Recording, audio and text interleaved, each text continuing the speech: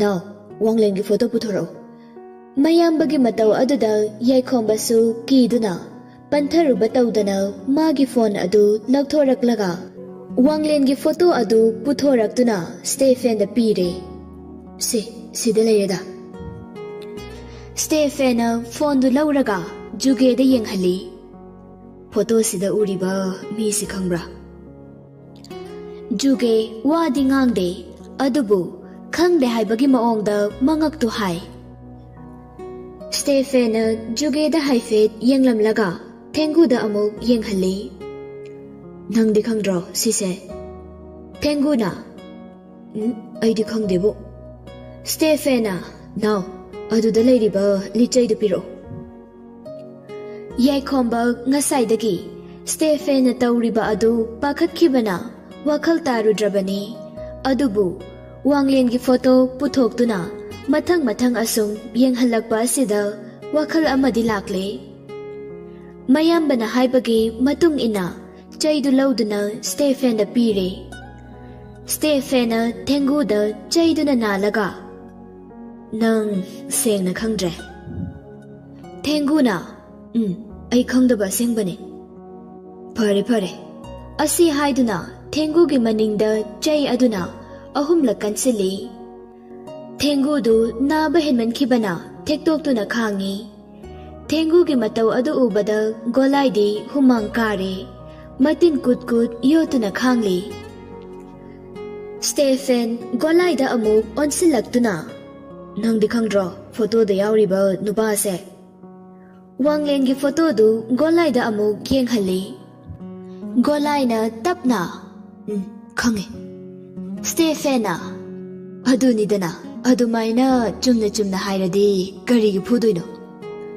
Stephen du juge gi manakta amuk lak tu na. Photo da yauri ba nupa Wanglen si nang na thang na thinduna hatpi khiba natra. Yai khomba juge da mamit to khana yengduna makhut masadu prok thek tuna khangli.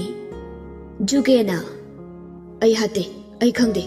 Ay na hatli haibagi khudam piba ngamgadra. Stephen na. Khudam haibabu nang na nahan aingwanda haikhiba waduna khudam ne. Yai khombada amuk onsilaga. Now, nangina ta Wanglen. Mana thangna thinduna hatkibane. Mayambagi wadu hek tabaga. Thuna juge gi manakta changsilaktuna. Mamai mamit mathong maram khangdaba makai. Yai khombana juge bu phuba haurai. Yai khomba kapsu kaple. Yai khombagi matau aduda sipai sing aduna. Yai khomba bu khamdoi. Yai khombana kaplaga. Ay igi nungsiba marupu nang na hatkibane. Nangbusu ay na hatkani. Ay igi maruki laman kumgani. Thado. Ay bu phagano. Ay bu thado. Stephen su juge bu phuba yaba phure. Lasta lokhon changlaktuna. Akan ba intro tawbadagi. Juge gi machindagi achumba pumba khangba ngamle. Juge ga loina ba ani dusu phajana phure. Wanglen gi mama mapasu khudakta station da kauduna. Macha hatkiba misaktu sini haiba khanghalle. Yai khomba Stephen. Machin manau anibu nandagarani gana penman khraduna. Hanna thagatli. Machin manau anigi mataubu ujaraga. Macha kaina bagi maina. Thamoi pumba kathektuna chakliba. Nandagarani gasu mikup amada oirabasu momo nokchaba phangjai. Mara leiraba nipa ahum adu mapunsi chupa jail da leinaba phadok tare. Matam kuina kana sukhanghandana lotuna leiramlaba asi haujikti mipum khudingmakna khangnare. Yai khomba Stephen twins machin manau ani asibu Mathauna maring jelaiba mini haiduna mayamna hanna thagatnai. Miyamna machin manaubu hendok thoidokna khangnariba asisu Nandagarani gana penmanduna mediada flash tawbadagini. Nanda Rani miyamna thoidokna masak khangnabiba misak ngaktani. Asumna irang asi nemthanaraduna hojikti magi mathauda loina mai onsinakre.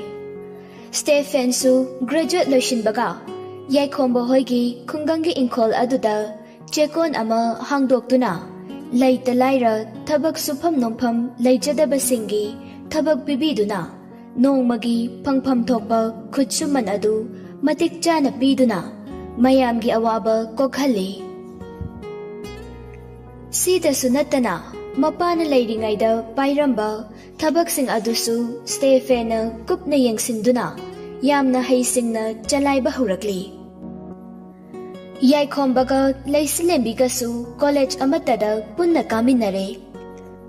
Yaikhombaga punna hek taminna khibadagi leisilembisu exam khudingda laina maipakpa ngamjare. Pretty su Stephen gi matung innaduna Stephen gi thabaksingda chauna mateng pangli. Asigumba nungairaba machasing asigi kumhai yengduna Panthoi Bidya Lukrabi ani asi harau nungaina leiri. Rima su nongmagi asum chaukhalaktuna class 11 tamle. Yaikhombaga leisilembiga su class of lay haiduna hotel amada changduna singju bora chaduna lay. Leisilembina BA su uchina china loisinkre. MAC su tha ahumukta ngaisale loikhidoba. Yaikhomba karigino nangna BA loiba MA loiba kaina amuk thigalaiduna.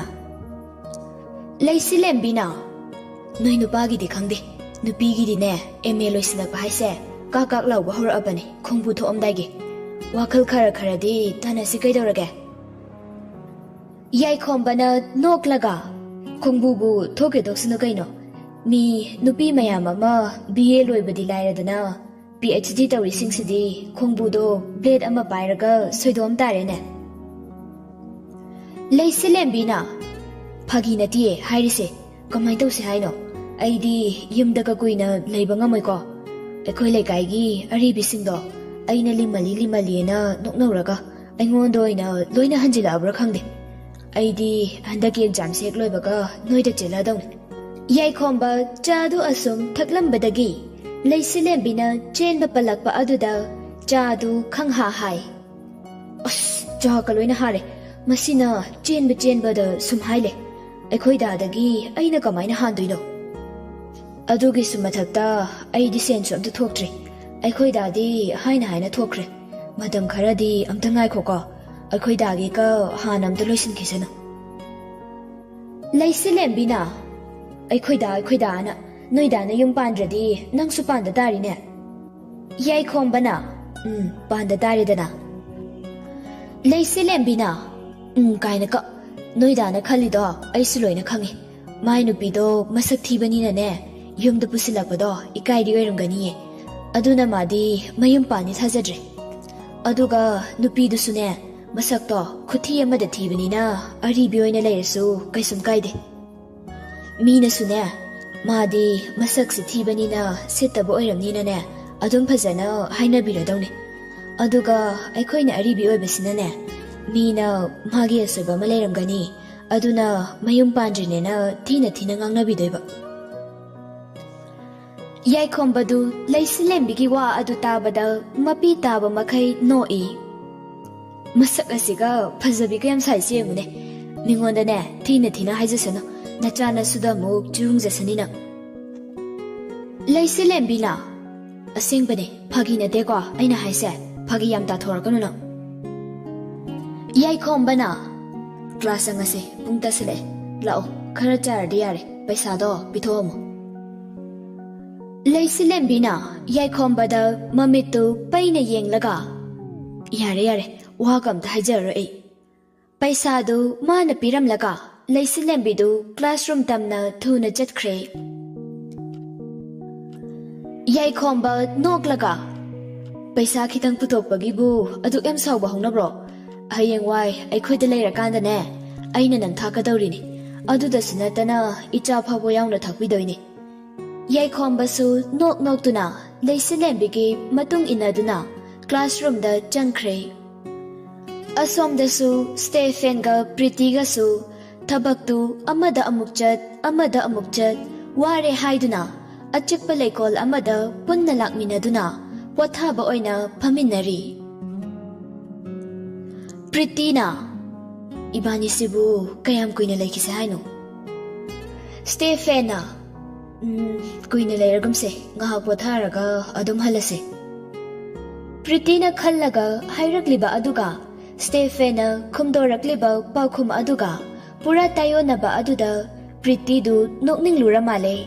Stephena makutuna set thaduna noi. Stephena Korino masinu pisibo thasi thana hobra kaino kaigino natomta dum noidubo. Pritina aina hangbana ma aduga dadana khumdora iduga ne loina pungon onaraba adugi sumnok ningdena noini. Stephena kaido onariba nangba hujikta kayam kuina laikise haino na hangba natrane. Aduda aina kuina lairaroisi thuna halasi habani sidabu kainok ningba yaugeba. Pritina aina habadine aise noida pugadauba kayam watlige kayam kuina sumaina laikise haino na habane me. Stephena Pritida mamitu lauthokuna munna yenglai aduga ngai khoda adugi oiradi imada kamta hana hangakhige pharasu phatrasu ima ani ne yumduda leise aduna yumda mi hengatpagi wase ai haiba ngamde. Pritina oh adudi aiga koinari sidi mama hoigaro nangaro. Stephena adubudi aiga ni kaino nangsu onthokpa.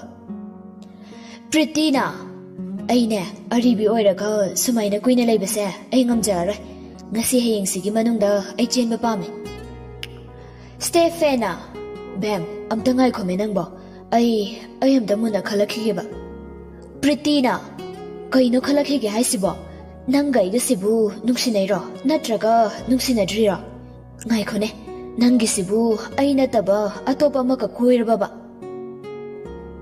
Stephena hera hujikpu hanuramdai sidabu nupi atopaga mu koina khidroibo nupi pangkoida koibasibu yam nungaibi type amaka koijabasi phau kokmai khangdrakansida yengune sumaina nongphado wari sabasinadana karamba matamda saba phangeba numidang sadausu thabak mafamda wawrabanina chak hektopaga adum phamungda horai khaikranine. Pritina adune adumaina gyan tadawne ado khallo nangsu aidi yumda kuina leibadi ngamjararoi handaki Sunday phawbugi manungsida confirm ta halo natradi aina kaidorake do yengu nang. Stephena as ngakta chikpasida phammaga pothajagena khanjabane mafamsisu chikmandana ba migi wakhalsi phau khanghongi honghale matha sabadum sumsum henjile hai lao jalasi ai yumdoina pothaurage natradi nang jajat yam nganglak tawri. Pritina korino yumda jalasi haira moirangi chekonduda yausiluse haidaine. Stephena ai ngamaroi hayeng andaoina chalurasi lao chalasi.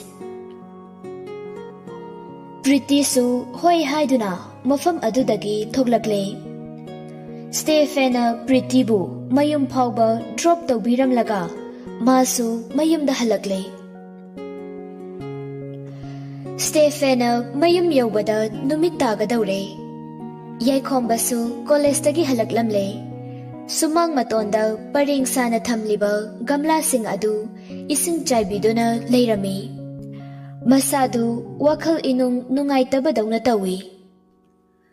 Stephen su gari du garage da insilamlaga mahak su nungaitana manaw nupada fawba kauramdana changkre yaikhomba su mayambada kaurudre. Yaikhomba na khalli kohino khoidasibo nahangkhaidi mana thabak halakpa khudingi aingondu dum kaurambane ngasidi kauramdene magisibu mathwai ka nungaitaba yawrajalane. Stephen su magi roomda changna khalli ꯑꯩꯈꯣꯏ ꯅꯥꯎꯁꯦ ꯅꯍꯥꯟꯒꯩꯗꯤ ꯑꯩꯅ ꯍꯜꯂꯛꯄ ꯈꯨꯗꯤꯡꯒꯤ ꯑꯗꯨꯝ ꯀꯧꯔꯛꯄꯅꯤ ꯉꯁꯤꯗꯤ ꯀꯧꯔꯛꯇꯦꯗ ꯑꯩꯗꯧꯅ ꯃꯥꯁꯨ ꯅꯨꯡꯉꯥꯏꯇ꯭ꯔꯖꯥꯠꯂꯣ ꯀꯥꯗ ꯆꯪꯂꯛꯇꯨꯅ ꯐꯤꯔꯣꯜ ꯑꯗꯨ ꯍꯣꯡꯗꯣꯛꯂꯒ ꯏꯔꯨ ꯀꯂꯨꯗꯅ ꯑꯗꯨꯝ ꯐꯃꯨꯡꯗ ꯆꯪꯂꯛꯇꯨꯅ ꯋꯥꯈꯜ ꯇꯧꯅ ꯇꯧꯅ ꯍꯤꯞꯊꯈ꯭ꯔꯦ ꯌꯥꯏꯈꯣꯝꯕꯁꯨ ꯂꯩ ꯏꯁꯤꯡ ꯆꯥꯏꯕ ꯑꯗꯨ ꯂꯣꯏꯔꯗꯨꯅ ꯃꯥꯁꯨ ꯀꯥꯗ ꯆꯪꯂꯛꯂꯦ ꯃꯌꯥꯝꯕꯁꯨ ꯍꯤꯞꯇꯨꯅ ꯂꯩꯔꯝꯕ ꯑꯗꯨꯗ ꯇꯦꯕꯜꯗ ꯐꯝꯗꯨꯅ ꯂꯥꯏꯔꯤꯛ ꯑꯃ ꯂꯧꯊꯣꯔꯛꯇꯨꯅ ꯑꯁꯨꯝ ꯌꯦꯡꯉꯤ ꯑꯁꯨꯝ ꯌꯦꯡꯖꯕ ꯈꯛꯇꯅꯤ ꯊꯑꯣꯏꯅ ꯄꯨꯛꯅꯤꯡ ꯆꯪꯅ ꯄꯥꯕ ꯍꯥꯏꯕꯗꯨꯗꯤ ꯅꯠꯇꯦ ꯃꯆꯤꯟ ꯃꯅꯥꯎ ꯑꯅꯤ ꯑꯁꯤ ꯉꯁꯤꯗꯤ ꯀꯩꯅꯣꯝꯃ ꯏꯇꯧ ꯇꯧꯅꯔꯦ ꯑꯃꯁꯨ ꯐꯃꯨꯡꯗ ꯇꯨꯝꯈꯤꯕꯗꯒꯤ ꯍꯧꯒꯠꯂꯛꯇ꯭ꯔꯦ ꯑꯃꯁꯨ ꯇꯦꯕꯜꯗ ꯐꯝꯈꯤꯕꯗꯒꯤ ꯃꯪꯗꯨꯅ ꯑꯁꯨꯝ ꯂꯩꯈ꯭ꯔꯦ ꯔꯤꯃꯥ ꯃꯈꯨꯠꯇ ꯂꯥꯏꯔꯤꯛ ꯑꯃ ꯄꯥꯏꯗꯨꯅ ꯌꯥꯏꯈꯣꯝꯕꯒꯤ ꯃꯅꯥꯛꯇꯝꯅ ꯂꯥꯛꯏ ꯔꯤꯃꯥꯅ ꯇꯥꯃꯣꯆꯥ ꯌꯥꯏꯈꯣꯝꯕ ꯃꯆꯟꯅꯨꯄꯤꯅ ꯀꯧꯔꯤꯕ ꯑꯗꯨ ꯇꯥꯗꯦ ꯃꯃꯤꯠꯇꯨꯗꯤ ꯑꯗꯨꯝ ꯄꯥꯡꯂꯤ ꯑꯌꯦꯡꯕ ꯑꯃꯗ ꯑꯁꯨꯝ ꯌꯦꯡꯗꯨꯅ ꯂꯩ ꯔꯤꯃꯥꯅ ꯑꯃꯨꯛꯀꯁꯨ ꯀꯧꯏ ꯇꯥꯃꯣꯆꯥ ꯑꯗꯨꯗꯁꯨ ꯄꯥꯎꯈꯨꯝ ꯑꯃꯠꯇ ꯄꯤꯔꯛꯇ꯭ꯔꯦ ꯔꯤꯃꯥꯅ ꯌꯥꯏꯈꯣꯝꯕꯒꯤ ꯃꯅꯥꯛꯇ ꯈꯤꯇꯪꯒ ꯅꯛꯅ ꯆꯪꯁꯤꯟꯗꯨꯅ ꯃꯃꯤꯠ ꯄꯥꯡꯂꯤꯕ ꯃꯄꯥ ꯑꯗꯨꯗ ꯃꯈꯨꯠꯇꯨꯅ ꯍꯥꯏ ꯑꯗꯨꯗꯁꯨ ꯌꯥꯏꯈꯣꯝꯕꯗꯨ ꯍꯣꯏ ꯃꯥꯏ ꯍꯥꯏꯗꯦ ꯇꯨꯃꯤꯟꯅ ꯑꯗꯨꯝ ꯂꯩ ꯎꯄꯥꯏ ꯂꯩꯇꯕꯗꯒꯤ ꯔꯤꯃꯥꯅ ꯌꯥꯏꯈꯣꯝꯕꯒꯤ ꯃꯁꯥ ꯑꯗꯨ ꯅꯣꯝꯂꯒ ꯇꯥꯃꯣꯆꯥ ꯀꯩꯗꯧꯔꯤꯅꯣ ꯌꯥꯏꯈꯣꯝꯕꯗꯨ ꯏꯈꯪ ꯈꯪꯅ ꯀꯩꯗꯧꯔꯦꯕ ꯏꯆꯟ ꯇꯣꯝꯕꯤ ꯀꯩꯗꯧꯔꯒꯦ ꯆꯥꯛ ꯂꯣꯏꯔꯕꯣ ꯔꯤꯃꯥꯅ ꯀꯩꯅꯣ ꯇꯥꯃꯣꯆꯥ ꯉꯁꯥꯏꯗꯒꯤ ꯀꯧꯕꯕꯨ ꯁꯨꯈꯨꯝꯃꯦ ꯈꯨꯝꯗꯦ ꯇꯥꯃꯣꯁꯤꯁꯨ ꯇꯨꯝꯃꯤ ꯃꯥꯜꯂꯦ ꯆꯥꯛ ꯑꯝꯇ ꯂꯣꯏꯗ꯭ꯔꯤ ꯀꯥꯏꯗꯤ ꯆꯥꯛꯅꯣ ꯊꯣꯡꯐꯥꯎ ꯊꯣꯡꯍꯧꯗ꯭ꯔꯤ ꯌꯥꯏꯈꯣꯝꯕꯅ ꯆꯥꯛ ꯊꯣꯡꯗ꯭ꯔꯤꯌꯦ ꯑꯗꯨ ꯅꯪꯕꯨ ꯇꯥꯃꯣꯆꯥꯗ ꯀꯩ ꯍꯥꯏꯅꯤꯡꯒꯦꯅꯦ ꯔꯤꯃꯥꯅ ꯃꯈꯨꯠꯇ ꯄꯥꯏꯔꯛꯄ ꯂꯥꯏꯔꯤꯛ ꯑꯗꯨ ꯌꯥꯏꯈꯣꯝꯕꯒꯤ ꯇꯦꯕꯜ ꯑꯗꯨꯗ ꯊꯝꯂꯒ ꯑꯩꯅ ꯈꯪꯗꯕ ꯃꯌꯥꯝ ꯌꯥꯎꯔꯦ ꯁ꯭ꯀꯨꯜꯗ ꯑꯣꯖꯥꯅ ꯇꯥꯛꯄꯁꯨ ꯑꯝꯕꯨ ꯈꯪꯗ꯭ꯔꯦ ꯇꯨꯏꯁꯟꯗꯅꯦ ꯑꯣꯖꯥꯅ ꯇꯥꯛꯂꯛꯄꯗꯣ ꯑꯗꯨꯁꯨ ꯒ꯭ꯌꯥꯟ ꯑꯃꯕꯨꯛ ꯇꯥꯗ꯭ꯔꯦ ꯇꯥꯃꯣꯆꯥꯅ ꯑꯝꯇ ꯇꯥꯛꯄꯤꯌꯣꯕ ꯌꯥꯏꯈꯣꯝꯕꯅ ꯅꯣꯛꯂꯒ ꯑꯣꯖꯥ ꯑꯅꯤ ꯆꯪꯗꯅ ꯇꯥꯛꯂꯛꯑꯗꯨ ꯐꯥꯎꯕ ꯈꯪꯗ꯭ꯔꯗꯨꯗ ꯇꯥꯃꯣꯆꯥꯅ ꯇꯥꯛꯄꯁꯤꯗꯕꯨ ꯈꯪꯒꯗ꯭ꯔꯅꯦ ꯅꯪꯕꯣ ꯔꯤꯃꯥꯅ ꯈꯪꯗꯦ ꯇꯥꯛꯇꯨ ꯇꯥꯛꯄꯤꯌꯣꯕ ꯌꯥꯏꯈꯣꯝꯕꯅ ꯍꯣꯏ ꯇꯥꯃꯣꯆꯥ ꯇ꯭ꯔꯥꯏ ꯇꯧꯒꯦꯀꯣ ꯄꯨꯛꯅꯤꯡ ꯆꯪ ꯇꯥꯎ ꯌꯥꯏꯈꯣꯝꯕ ꯃꯆꯟꯅꯨꯄꯤꯕꯨ ꯂꯥꯏꯔꯤꯛ ꯇꯥꯛꯄꯤꯅꯕ ꯁꯦꯝ ꯁꯥꯕ ꯍꯧꯔꯛꯏ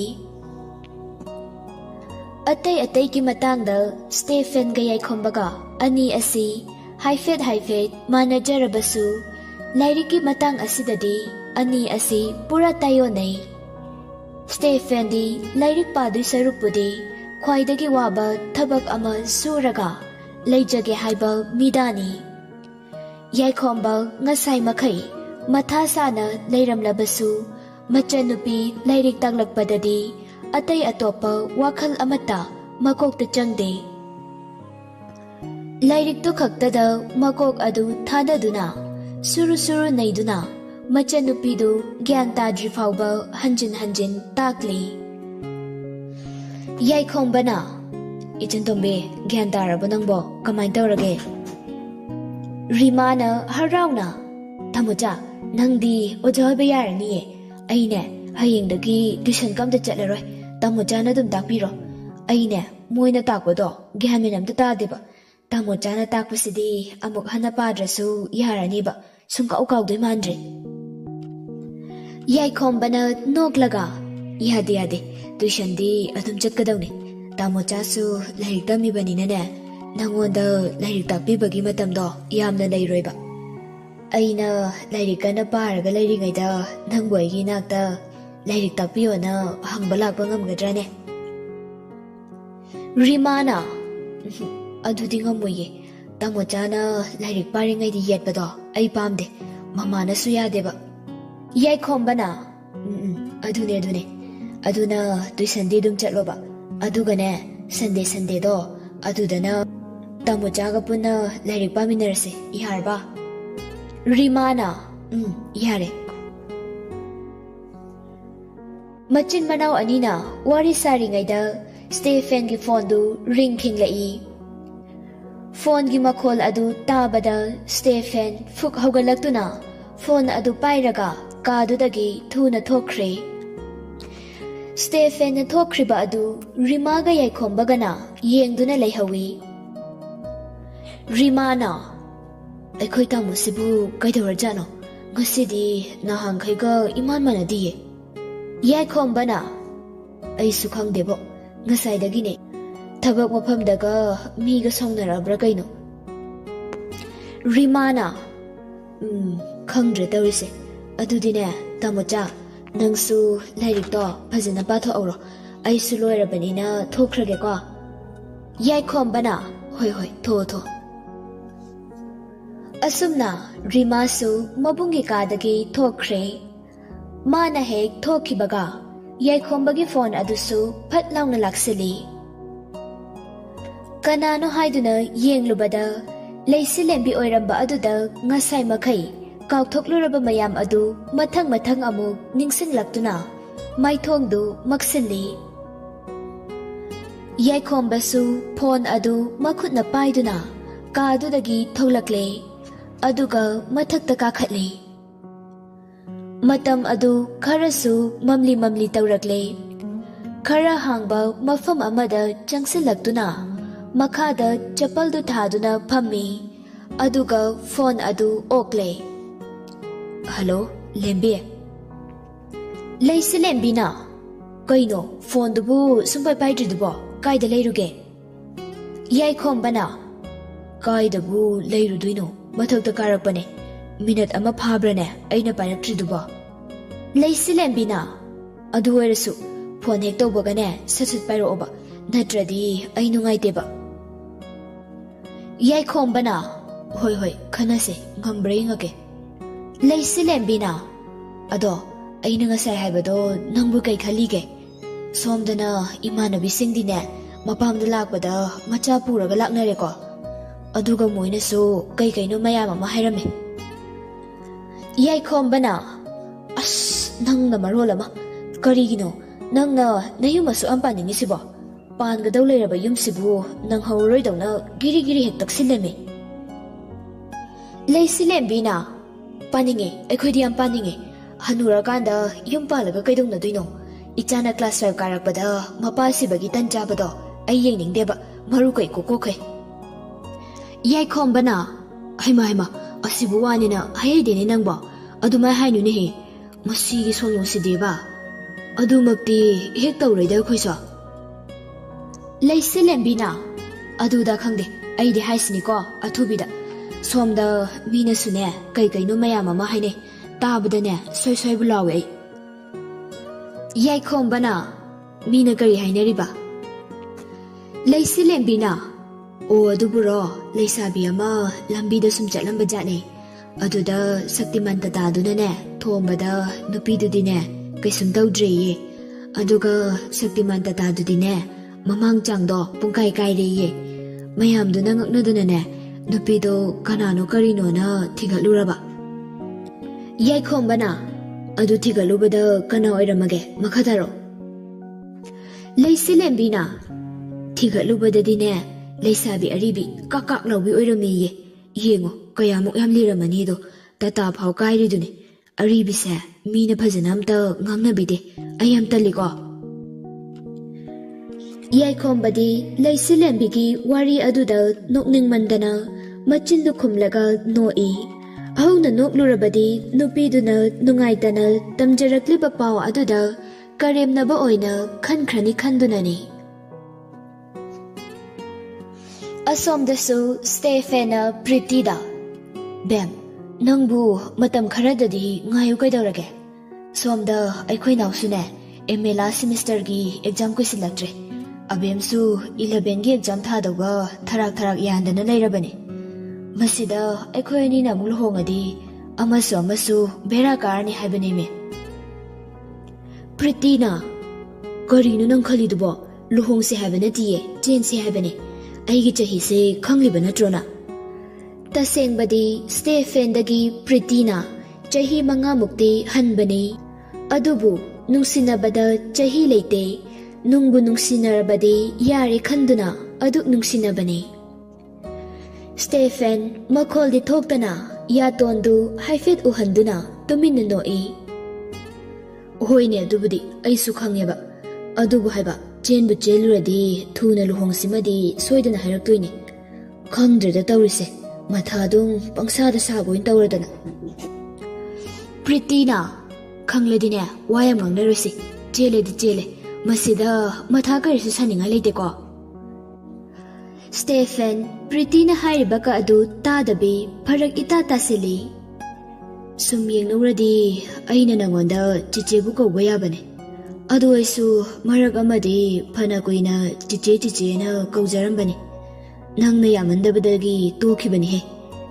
ꯅꯅꯥꯎ ꯅꯨꯄꯥꯒꯨꯝꯕ ꯑꯩꯉꯣꯟꯗꯕꯨ ꯗꯗꯥ ꯀꯥꯏꯅꯒ ꯉꯥꯛꯇ ꯑꯗꯨꯝ ꯅꯣꯛꯈꯤꯒꯦꯗꯍꯦ.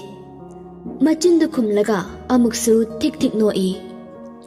ꯄ꯭ꯔꯤꯇꯤꯅ ꯈꯔ ꯁꯥꯎꯔꯞꯅ ꯑꯗꯨꯒꯤ ꯋꯥꯗꯣ ꯑꯃꯨꯛ ꯅꯤꯡꯁꯤꯡꯍꯜꯂꯛꯑꯅꯨ. ꯑꯩꯗꯤ ꯑꯗꯨꯗ ꯈꯪꯗꯦ. ꯍꯟꯗꯛ ꯍꯞꯇꯥꯁꯤꯒꯤ ꯃꯅꯨꯡꯗ ꯆꯦꯟꯗꯕ ꯌꯥꯔꯣꯏ ꯍꯥꯏꯁꯤꯅꯤ. ꯌꯥꯏꯈꯣꯝꯕ ꯁ꯭ꯇꯦꯐꯦꯟ ꯃꯆꯤꯟ ꯃꯅꯥꯎ ꯑꯅꯤꯅ ꯉꯁꯥꯏꯗꯒꯤ ꯋꯥꯔꯤ ꯁꯥꯗꯨꯅ ꯂꯩꯔꯤꯕ ꯑꯁꯤ ꯇꯣꯉꯥꯟ ꯇꯣꯉꯥꯟꯕ ꯃꯐꯝꯗ ꯅꯠꯂꯝꯗ꯭ꯔꯦ.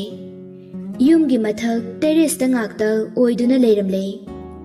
ꯇꯧꯕꯒꯤꯕꯨꯗꯤ ꯑꯅꯤ ꯑꯗꯨ ꯑꯃꯅ ꯃꯇꯥꯏꯗ ꯑꯃꯅ ꯀꯥꯆꯤꯟꯗ ꯑꯣꯏꯅ ꯂꯩꯕ ꯑꯗꯨꯗ ꯑꯃꯅ ꯉꯥꯡꯕ ꯑꯃꯅ ꯇꯥꯅꯗꯕꯅꯤ. ꯀꯌꯥ ꯀꯟꯅ ꯉꯥꯡꯅꯕꯁꯨ ꯅꯠꯅꯗꯕꯅꯤꯅ ꯃꯥꯒꯤ ꯐꯣꯟꯗ ꯀꯟꯅ ꯊꯋꯥꯏ ꯂꯨꯞꯅꯔꯤ. ꯔꯤꯃꯥꯁꯨ ꯆꯥꯛ ꯂꯣꯏꯔꯦ ꯍꯥꯏꯗꯨꯅ ꯃꯕꯨꯡ ꯑꯅꯤꯕꯨ ꯀꯧꯕ ꯂꯥꯛꯄꯗ ꯀꯥꯗ ꯂꯩꯔꯝꯗꯕꯗꯒꯤ ꯃꯊꯛꯇ ꯂꯩꯕ꯭ꯔꯥ ꯌꯦꯡꯒꯦ ꯍꯥꯏꯗꯨꯅ ꯀꯥꯔꯛꯄꯗ ꯇꯦꯔꯦꯁꯇꯨꯒꯤ ꯃꯇꯥꯏ ꯑꯣꯏꯔꯞꯅ ꯅꯨꯄꯥ ꯑꯃ ꯐꯣꯟꯗ ꯋꯥꯔꯤ ꯁꯥꯗꯨꯅ ꯂꯩꯔꯤꯕ ꯑꯗꯨ ꯎꯔꯦ. ꯔꯤꯃꯥꯅ ꯆꯪꯁꯤꯟꯗꯨꯅ ꯀꯅꯥꯅꯣ ꯇꯥꯃꯣ ꯆꯥꯔꯣ?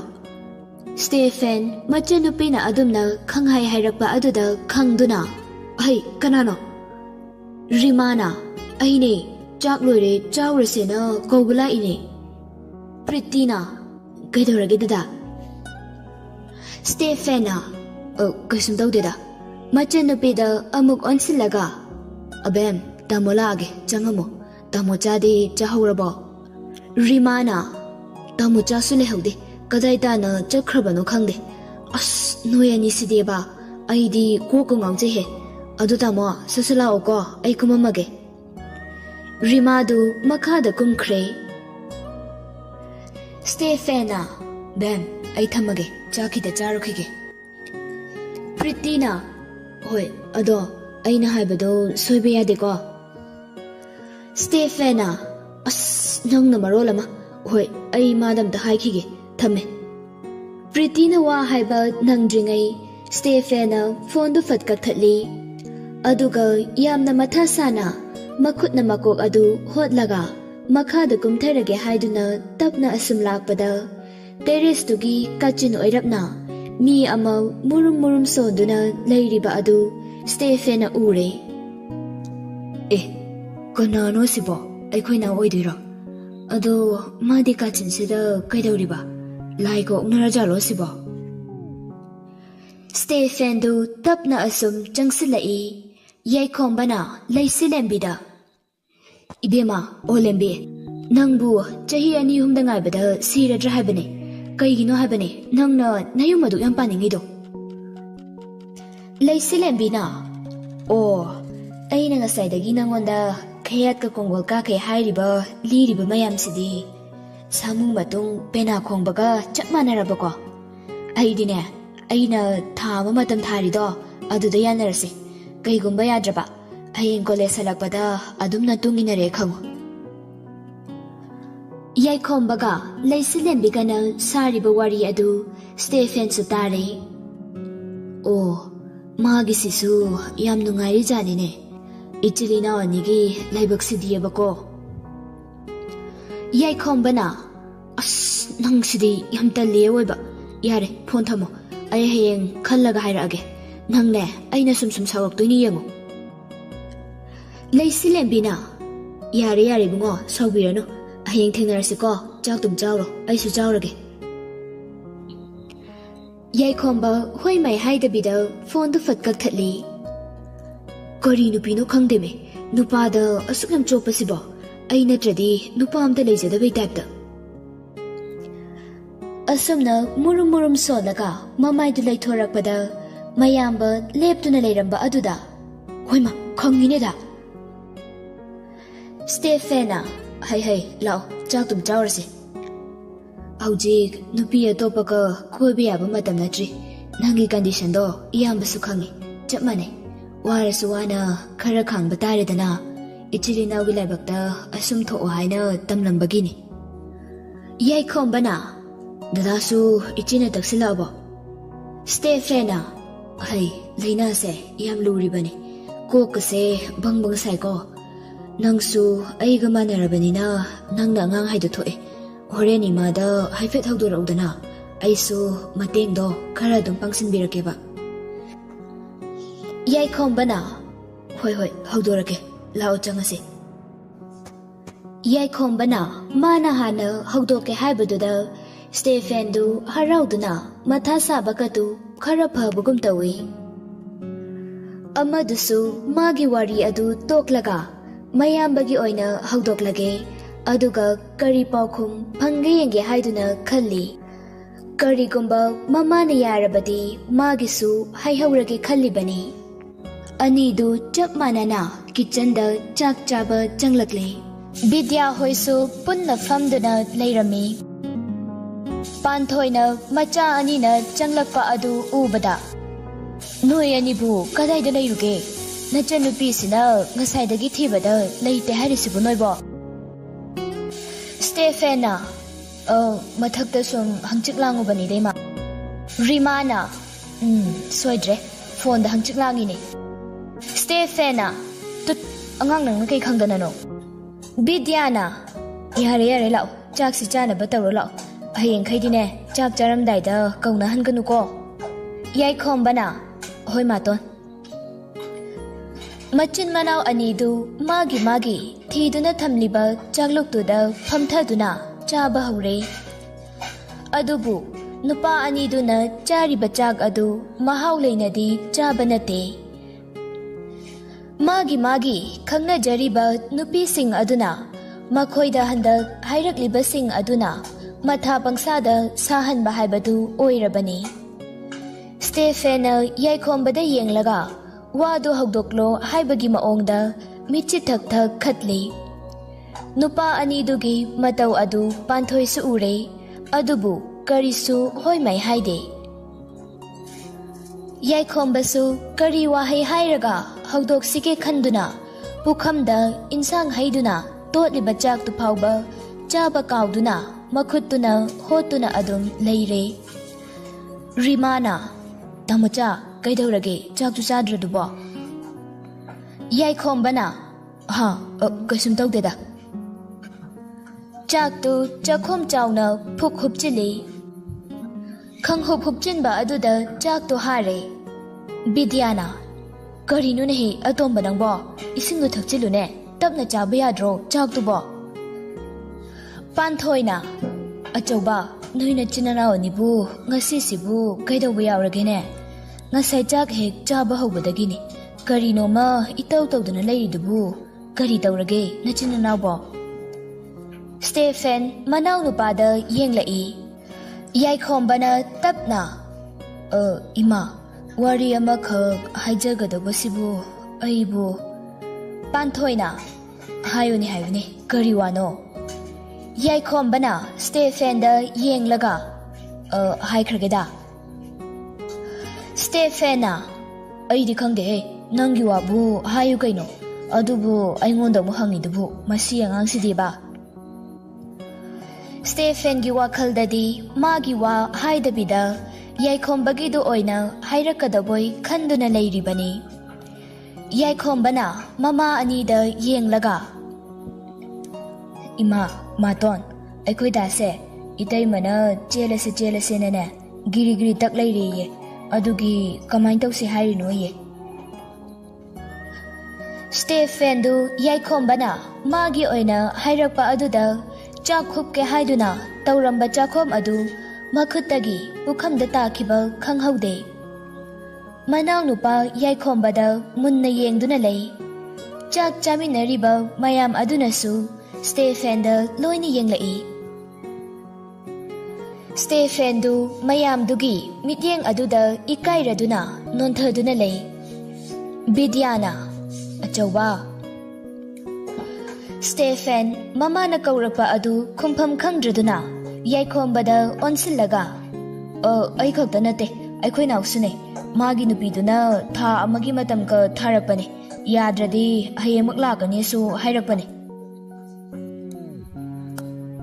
ꯌꯥꯏꯈꯣꯝꯕꯁꯨ ꯃꯌꯥꯝꯕꯅ ꯁꯕꯥꯛ ꯐꯥꯛꯇꯣꯔꯛꯄ ꯑꯗꯨꯗ ꯏꯀꯥꯏꯖꯔꯝꯃꯤ꯫ ꯄꯥꯟꯊꯣꯏꯁꯨ ꯌꯥꯏꯈꯣꯝꯕꯗ ꯌꯦꯡꯂꯒ ꯑꯇꯣꯝꯕ꯫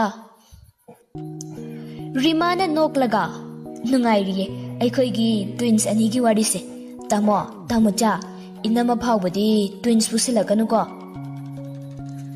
ꯕꯤꯗ꯭ꯌꯥꯅ ꯅꯣꯏ ꯅꯆꯤꯟ ꯅꯅꯥꯎꯒꯤ ꯋꯥꯔꯤꯁꯤꯕꯨ ꯑꯩꯕꯨ ꯀꯣꯛ ꯑꯃ ꯏꯉꯥꯎ ꯉꯥꯎꯕꯗꯧꯅ ꯇꯧꯋꯤꯅꯦ꯫ ꯐꯖꯅ ꯒ꯭ꯌꯥꯟ ꯇꯥꯅ ꯑꯝꯇ ꯍꯥꯏꯌꯨꯅꯦ ꯅꯣꯏꯕꯣ꯫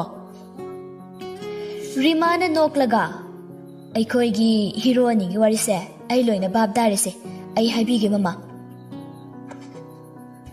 ꯑꯁꯤ ꯍꯥꯏꯗꯨꯅ ꯔꯤꯃꯥꯅ ꯃꯥꯅ ꯈꯪꯕ ꯈꯔ ꯑꯗꯨ ꯃꯃꯥ ꯑꯅꯤꯗ ꯂꯤꯗꯨꯅ ꯈꯪꯍꯜꯂꯤ꯫ ꯄꯥꯟꯊꯣꯏꯅ ꯑꯆꯧꯕ, ꯅꯪꯕꯨꯗꯤ ꯃꯇꯝ ꯆꯥꯔꯦ, ꯅꯁꯥ ꯃꯇꯤꯛ ꯆꯥꯔꯦ꯫ ꯑꯗꯨ ꯑꯇꯣꯝꯕ, ꯅꯪꯗꯤ ꯃꯇꯝ ꯈꯔ ꯉꯥꯏꯕ ꯌꯥꯔꯣꯏꯗ꯭ꯔꯅꯦ? ꯑꯦꯛꯖꯥꯝꯁꯨ ꯀꯨꯏꯔꯝꯃꯔꯣꯏ꯫ ꯁ꯭ꯇꯦꯐꯦꯟꯗꯤ ꯃꯥꯒꯤꯗꯤ ꯌꯥꯔꯦ ꯍꯥꯏꯕꯗꯨꯗ ꯍꯔꯥꯎꯗꯨꯅ ꯌꯥꯏꯈꯣꯝꯕꯗ ꯌꯦꯡꯂꯒ ꯅꯣꯛꯁꯤꯜꯂꯤ꯫ ꯌꯥꯏꯈꯣꯝꯕꯅ ꯈꯪꯗ꯭ꯔꯦꯗ ꯑꯩꯁꯨ ꯁ꯭ꯋꯥꯏ ꯃꯇꯥꯡꯁꯤ ꯌꯧꯁꯜꯂꯛꯑꯗꯤ꯫ ꯑꯩꯈꯣꯏꯗꯥꯒ ꯌꯦꯡꯅꯔꯨꯕꯗꯗꯤ ꯑꯩꯁꯨ ꯆꯍꯤꯁꯦ ꯄꯪꯅꯣꯞꯇꯤ ꯅꯣꯞꯇ꯭ꯔꯕꯅꯤꯗ, ꯑꯁꯣꯝꯗꯅ ꯃꯔꯣꯜ ꯑꯃ꯫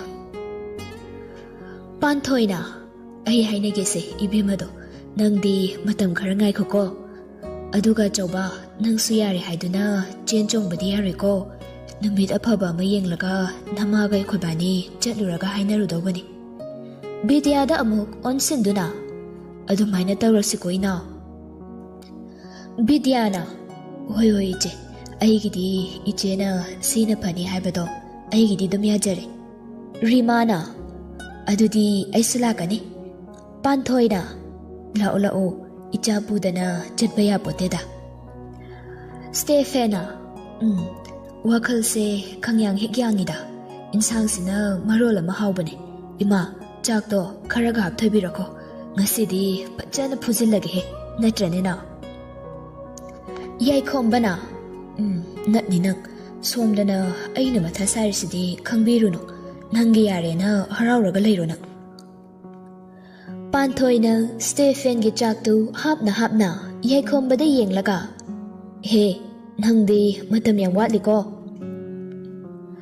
ꯁ꯭ꯇꯦꯐꯦꯟꯗꯤ ꯌꯥꯏꯈꯣꯝꯕꯒꯤ ꯃꯇꯧꯕꯨ ꯌꯦꯡꯂꯒ ꯄꯪꯅꯣꯛꯇ ꯅꯣꯛꯏ꯫ ꯑꯁꯨꯝꯅ ꯆꯥꯛ ꯆꯥꯕ ꯂꯣꯏꯅꯔꯗꯨꯅ ꯃꯥꯒꯤ ꯀꯥꯗ ꯄꯣꯊꯥꯕ ꯆꯪꯅꯈ꯭ꯔꯦ꯫ ꯁ꯭ꯇꯦꯐꯦꯟꯗꯤ ꯄ꯭ꯔꯤꯇꯤꯗ ꯃꯃꯥꯅ ꯌꯥꯔꯦ, ꯍꯥꯏꯅꯕ ꯂꯥꯛꯂꯅꯤ ꯍꯥꯏꯗꯨꯅ ꯐꯣꯟꯗ ꯍꯔꯥꯎꯅ ꯋꯥꯔꯤ ꯇꯧꯔꯤ꯫ ꯌꯥꯏꯈꯣꯝꯕꯗꯤ ꯂꯩꯁꯤꯜꯂꯦꯝꯕꯤꯗ ꯐꯣꯟ ꯇꯧꯒꯗꯕꯒ ꯇꯟꯕꯗꯒꯤ ꯇꯧꯗ꯭ꯔꯦ, ꯑꯗꯨꯝ ꯇꯨꯝꯊꯈ꯭ꯔꯦ꯫ ꯅꯣꯡ ꯉꯥꯟꯕꯒ ꯅꯨꯃꯤꯠ ꯐꯩ ꯉꯁꯤ ꯍꯦꯛꯇ ꯆꯠꯂꯁꯤ ꯍꯥꯏꯅꯗꯨꯅ ꯄꯥꯟꯊꯣꯏ, ꯕꯤꯗ꯭ꯌꯥ, ꯔꯤꯃꯥ ꯃꯈꯣꯏ ꯑꯍꯨꯝ ꯑꯆꯥ ꯑꯊꯛ ꯈꯔ ꯂꯩꯔꯒ ꯄ꯭ꯔꯤꯇꯤ ꯍꯣꯏꯗ ꯆꯠꯈ꯭ꯔꯦ꯫ ꯌꯥꯏꯈꯣꯝꯕꯒꯤꯁꯨ ꯄꯥꯟꯊꯣꯏꯅ ꯂꯩꯁꯤꯜꯂꯦꯝꯕꯤꯒ ꯐꯣꯟꯗ ꯋꯥꯔꯤ ꯐꯖꯅ ꯁꯥꯟꯅꯗꯨꯅ ꯍꯥꯏꯅꯕꯗꯒꯤ ꯀꯔꯤꯁꯨ ꯍꯥꯏꯅꯗ꯭ꯔꯦ꯫ ꯍꯥꯟꯅꯗꯧꯅ ꯃꯔꯩ ꯆꯀ꯭ꯔꯤ ꯑꯃꯠꯇ ꯌꯥꯎꯅꯗꯅ ꯑꯅꯤꯗꯨ ꯄꯨꯟꯅ ꯍꯔꯥꯎ ꯀꯣꯂꯦꯖ ꯑꯗꯨꯝ ꯀꯥꯃꯤꯟꯅꯔꯦ꯫ ꯄ꯭ꯔꯤꯇꯤ ꯍꯣꯏꯒꯤ ꯏꯃꯨꯡ ꯃꯅꯨꯡꯅꯁꯨ ꯂꯨꯍꯣꯡꯕ ꯑꯁꯤ ꯌꯥꯔꯤꯕ ꯃꯈꯩ ꯊꯨꯖꯤꯜꯂꯁꯤ ꯍꯥꯏꯗꯨꯅ ꯁ꯭ꯇꯦꯐꯦꯟꯒꯤ ꯂꯨꯍꯣꯡꯕ ꯑꯁꯤ ꯑꯊꯨꯕꯤꯗ ꯄꯥꯡꯊꯣꯛꯅꯕ ꯊꯧꯔꯥꯡ ꯇꯧꯔꯦ꯫ ꯅꯨꯃꯤꯗꯥꯡ ꯄꯨꯡ 9-10 ꯇꯥꯔꯛꯄ ꯑꯗꯨꯋꯥꯏꯗ ꯂꯩꯁꯤꯜꯂꯦꯝꯕꯤꯅ ꯌꯥꯏꯈꯣꯝꯕꯗ ꯀꯣꯜ ꯇꯧꯔꯛꯏ꯫ ꯌꯥꯏꯈꯣꯝꯕꯁꯨ ꯃꯌꯥꯝꯕ ꯂꯨꯍꯣꯡꯕꯒꯤ ꯌꯨꯝ ꯀꯩꯔꯪ ꯁꯪꯕ ꯑꯇꯩ ꯊꯕꯛ ꯇꯧꯕꯗ ꯋꯥꯔꯗꯨꯅ ꯄꯣꯊꯥꯕ ꯍꯧꯔꯨꯔꯕꯅꯤ꯫ phone lakpagi makhol adu tabaduda mikap thoklaktuna as kanano mo tumninga kansida phone tawraisina wana wabaga ba kuphabini ne oh ai tumaroidana ngaside khangjabi ama leire apha nungai gi maramdadi tawrakpa oiramoidune masi nupise phone adu okle hello leisilembina kaino nakhon ka tubu itan tan badawna tawida asukngana tumhabo nangba yai khombana tumninglaba leisilembina o yam tumning khibai mawngni ne tumbana marune khaladi tumjaragera phone thamage aina yam yetpira male tawrise yai khombana as ibema nang sidiaba kochiyo korango yare ai tumdu tumjaroi khangjarage yare leisilembina adunidana nungsiba haisidine awaba tumningba kayado khangadawni ado ai wamta hangene yai khombana amata nate manga taradam hango kaino leisilembina noida luhongdoise det kayadano nangna nahan haibado ai kauthokhreba yai khombana handaki day 27 sidane leisilembina adudi kuidrene yai khombana kuidrabane leisilembina as moidi luhongkhidawre ko yai khombana amuk hauraba leisilembina haurakpana te sum haibane ado aidi ninena ne luhongba numit humnim wale kandagi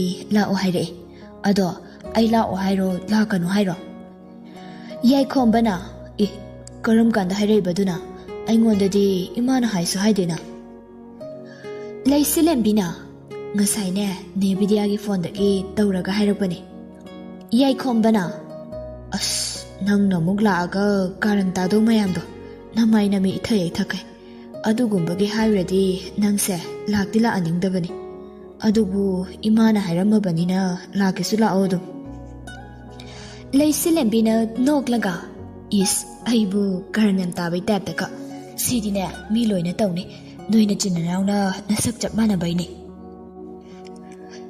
yai khombadu tumningbanadi yadrabani adubu tumningle tumlage hek hairubada tawrakadawba mayam adugi khallubada tumninge haibadi haidre adubu nakoina na hairai lembe handakti aikhoidagi luhongbagine thabak loisinba adagi yumgi kase hongdok honjin tawbadane pot thangdok thangjin tawbagi yam wajani bo ai leisilembina kamta khaluranu hayengdagidine ai la adawne adudaidi wabaga loina pharadawne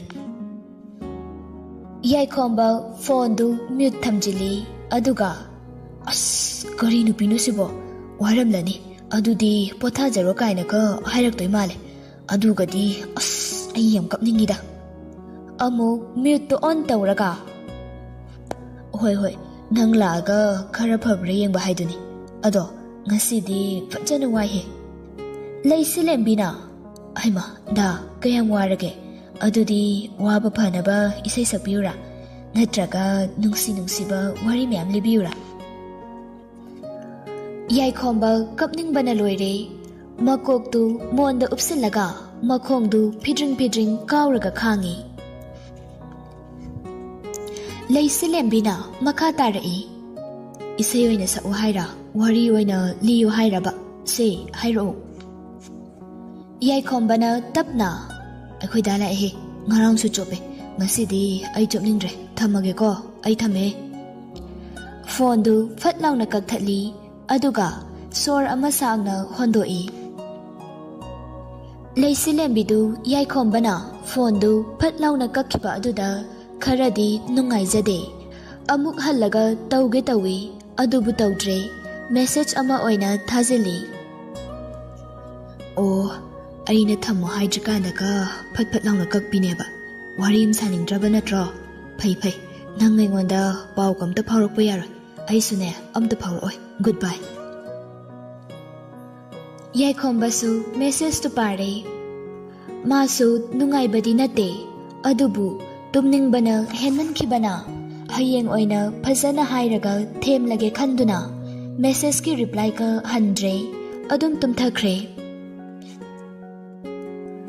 asumna nonganbaga yaikhombana phajana haiduna leisilembibu themle leisilembisu moida laktuna luhongbagi thabak thauramsing adu loisinbada hau mateng panglare Stephen gi luhongbasu loikre luhongba loirabanina leisilembisu mayumda hankre mama ani amadi leiriba misingdugi sebadu Pritina ningthina tawbiri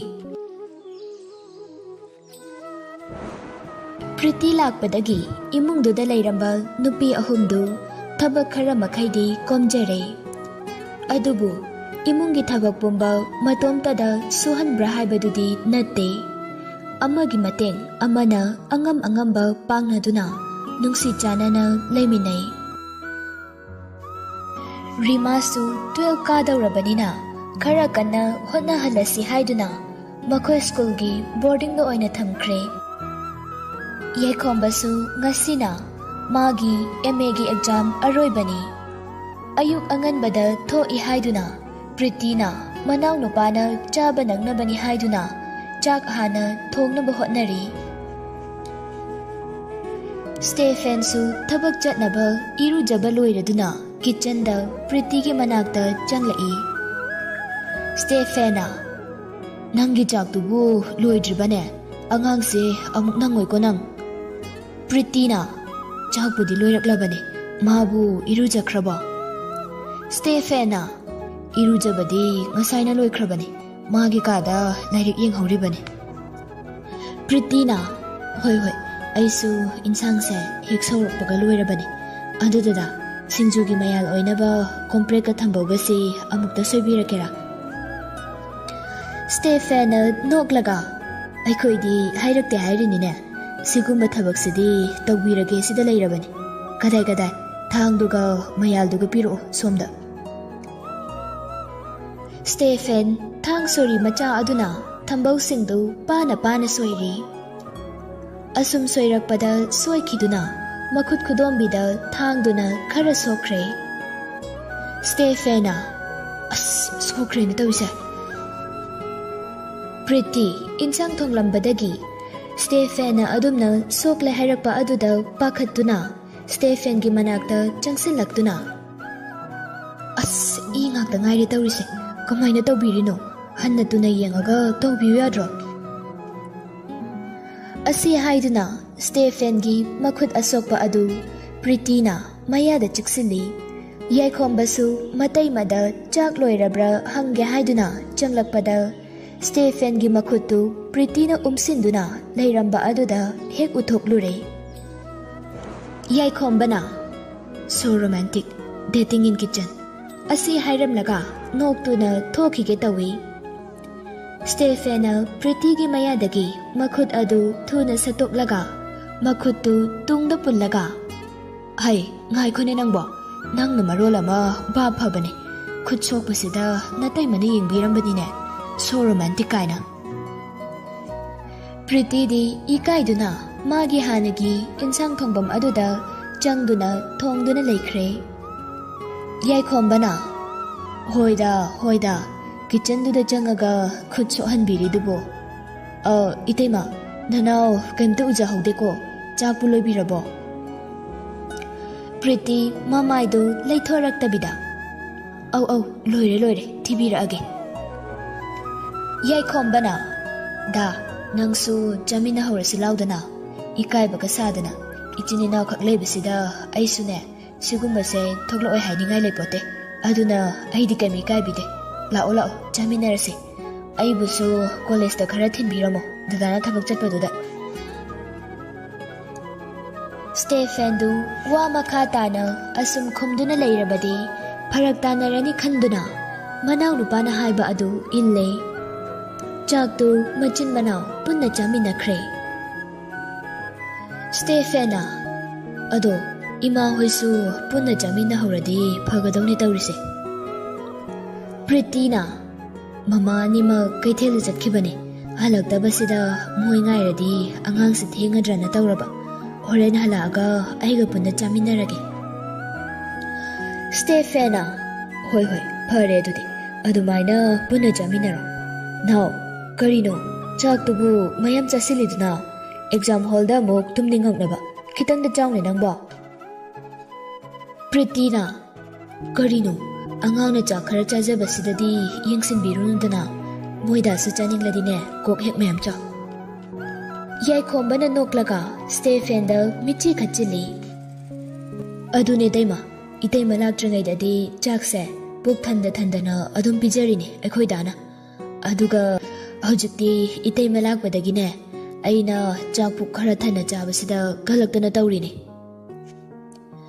Stephena, haizilo aida hogacha horage. Noi masen mana khradieba ai lei phawba khatpa ngamlaroidawbane. Stephen du machinda murum swalaga chak chabadu okladuna haugatkhre. Pretty ga yaikhombaga Stephen da yenglaga nokli. Yaikhombasu loiraduna exam gi damak mayambaga punna thoklakminare. Get hek lanthorakpada mama hoisu changlakpaga mapa chanaruduna mama anida khoirumduna chatlage hairamlaga exam center tamna mayambaga punna lakminare. Laisilembisu college ki geta leptuna yaikhombabu ngaiduna leirami. Stephen ga yaikhombaga punna gari dagi kumthaminaraktuna Stephen yaikhombaga laisilembigada yenglaga. Noi animak exam phajana piramboyo ko maipakboyo. Laisilembina noklaga. Hoida Stephen. Stephen su magi thabak mafamda chatkre. Yaikhombaga laisilembiga su exam hall manungda jangkre. Numitugi numidang pung manga makai taruk taraba fawbada yaikhomba mayumda halaktre. Stephen thabak halakla fawbada manaw nupana mayumda halaklamdaba aduda Pretty da hanglai. Taribra, nanaw halaktrisibu kadayda chatkigene. Pretty na, college dagi halaktriye. Exam aroiba numit kawaibasida mamanabasinga koiba chatlamgadrana khale. Phone tawbada supairakte. Stephen na, karino ne, mamanabasinga pullasu numitsidi tasilage. Halakpa yare ne mabo. Kari tawdana amuk leirajano. Panthoisu Stephen gi manakta changlaktuna. Ibungo, achauba, nanaw nupadubu hojik phawba halaktrisibu kari tawrajano ne. Nangbu phone do mukta tawraga hangudana. Panthoidu machanupana college ki exam chatkibadagi thenglaba phawbada halaktaba aduda masadu leitafam khanglamde. Adugi su mathakta yaikhomba college pana chatlabasu thabak phana chatlabasu nongmata mayumda thengna hanjilaktabani. Stephen mama na wajaba adu ubada masu mathwai nungaitre. Mama gi manakta changlaktuna mama bu themjili. Ima kaisu ka hena khanjilunuda nanawdo karis tawramla ai phone tawge natraga ai hauji thirasu thiruge. Stephen phone du lauthoktuna manaw nupa yaikhomba da tawsili. Ring adudi chatli adubu paikhalakte. Stephen Pretty da yenglaga. Nang ima hoiga punna leminarmo ai asoi phawda chatlaga yengukige. Ima ai asoi phawda thoaga amte yengukige kaisu tawreida. Stephen du magi kadagi thokre. Pretty na panthoibu phathabiduna leminna hauri. Yumgi mi khudingmak yaikhomba na halaktrabada pakhatba mi paiba kayana pikthanare. Stephen yumdudagi thoklaktuna magi bike adu inthoraktuna gate adu hek hangdokpaga yaikhomba gate tugi mapanda leptuna leirami. Yaikhomba ubada Stephen na now Yaikhomba peri peri tauraga. Da, ai. Yaikhomba du mapi matum matum hek taba makai kablai, makhol di thokte. Manaw nupana kablakpa adu ubada Stephena. Kaidaurage nangbo, kaigi kapino. Somdadi ima hoina nangbu halaktre haiduna pakat na hauri. Aisu nangbu thige haiduna thoklaine. Hayo, inauda kanana kari lakcharage. Nayamba lairisidi, hayo se. Yaikhomba kappada makappi. Mayamba na hangliba adu kari sukhumde. Stephen garidu machi amada insilaga gate gi wangmada thoglaktuna Yaikhomba manakta changlake hek tawbaga Yaikhomba tungdagi makokta phi amana khumduna nupi ama thoglai aduga Stephen da masadi soktana khoirumi Stephen di amamba aduda kanano haibasu khangdabanina nupi ama thoglaktuna khoiramlakpa aduda masadu pakhatna hai hai kananu ne khangin he nupi aduna tapna aini te leisilembi ne asi haiduna leisilembi du ikaiduna Yaikhomba marumda changduna amuk leikre Stephena itei gaina haikre ne hai noigi sibu chalakli ba haibdurane aibu mangla daibangla karino tawrisibo nanao chala ibro noigi sibo Narol chumune kapsina dana kanaroi nabuk manungdadi haraubana nathina moi chitlam dawribani nang